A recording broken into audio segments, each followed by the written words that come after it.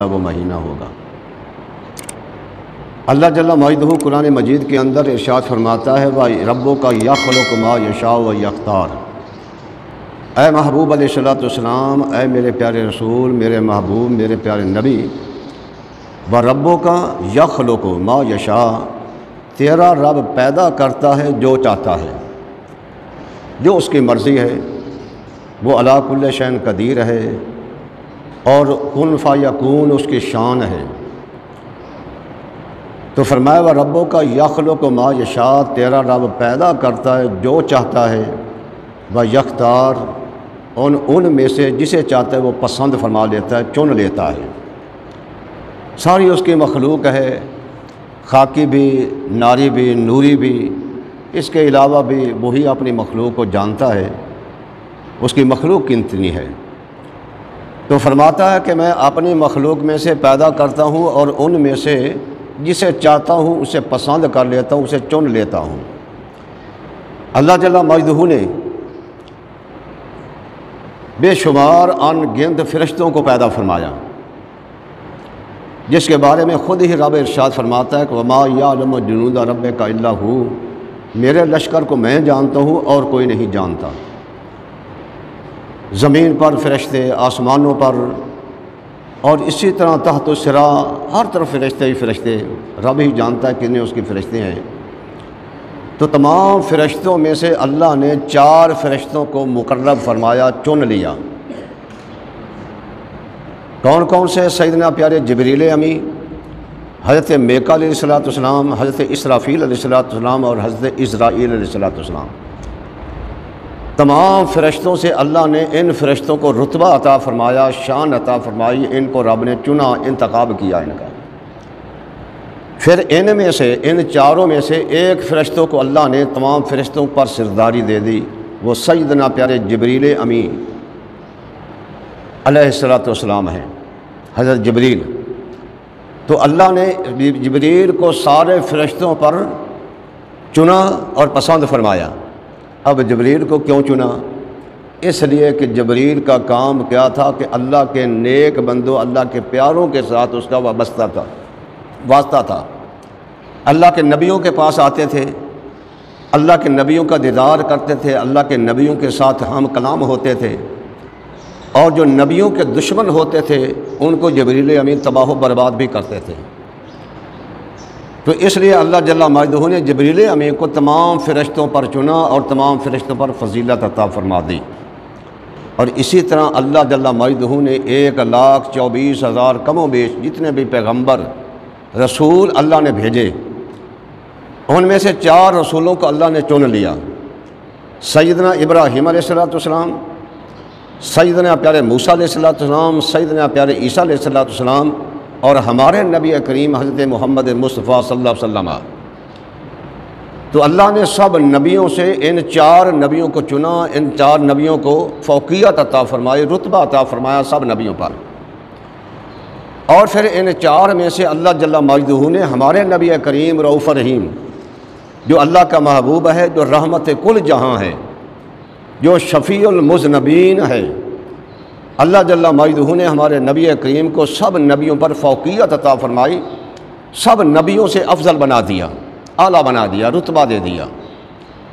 اور اسی طرح اللہ جل مجدہ نے دنیا کے اندر بے شمار مساجد ہیں، مسجدیں، تمام مساجد میں سے اللہ نے 4 مسجدوں کو چنا۔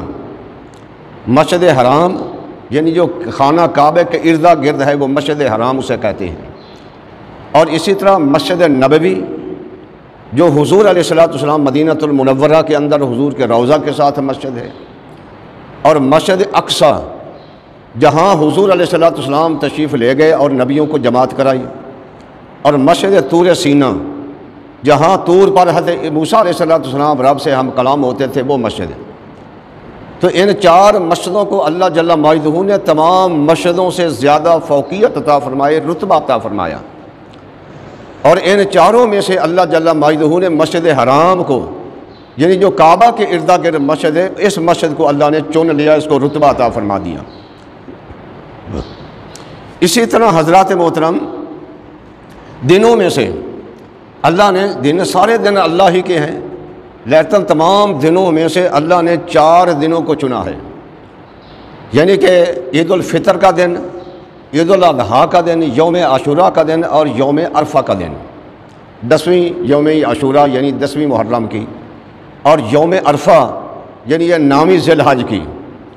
تو ان 4 دنوں کو اللہ نے سب دنوں کے اوپر فوقیت اور رتبہ عطا فرما دیا ہے، اور پھر ان 4 میں سے اللہ نے یوم عرفہ کو 9ویں ذی الحج کے دن کو اللہ نے تمام دنوں پر فوقیت عطا فرما دی ہے۔ کیوں؟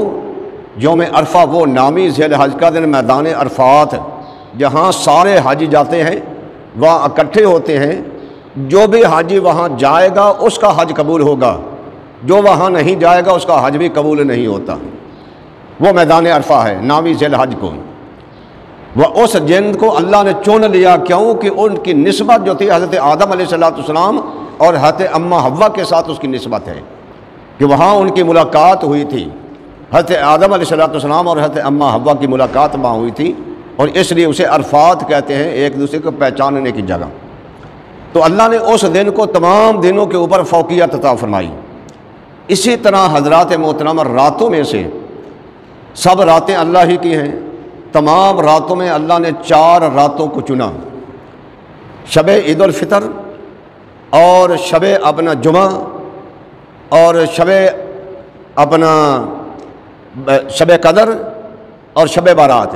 یہ 4 راتیں اللہ نے ان 4 راتوں کو باقی راتوں پر فضیلت عطا فرمائی، اور ان 4 میں سے اللہ نے شب قدر کو، جو رمضان مبارک کے مہینے کے اندر آتی ہے شب قدر، اس رات کو تمام راتوں پر اللہ نے فضیلت عطا فرمائی۔ اور اسی طرح 12 مہینے اللہ کے ہیں، یہ سب اللہ کے مہینے ہیں، لیکن ان 12 مہینوں سے اللہ نے 4 مہینوں کو چن لیا، 4 مہینوں کو اللہ نے باقی مہینوں پر فضیلت عطا فرمائی۔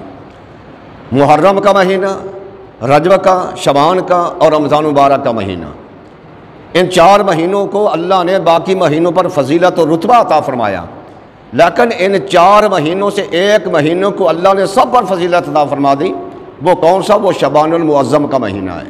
یہ مہینہ، جس مہینے کے اندر یہ مہینہ جو گزر رہا ہے، جسے حضور کا فرمایا کہ یہ میرا مہینہ ہے، جس کے اندر شب برات آتی ہے، اس مہینے کو اللہ جل مجدہ نے پسند فرمایا اور چنا، اور باقی مہینوں پر فضیلت عطا فرما دی۔ اب کیوں اسے فضیلت دی؟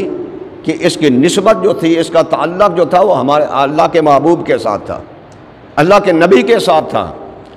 حضور فرماتے ہیں شعبان شہری، شعبان میرا مہینہ ہے، وہ رمضان شہر امتی، اور رمضان میری امت کا مہینہ ہے، وہ رمضان شہر اللہ، یہ بھی کہہ دو اللہ کا مہینہ ہے۔ تو نسبت جو ہے حضرات محترم، یہ غور کریں، قرآن مجید کے اندر یہ اللہ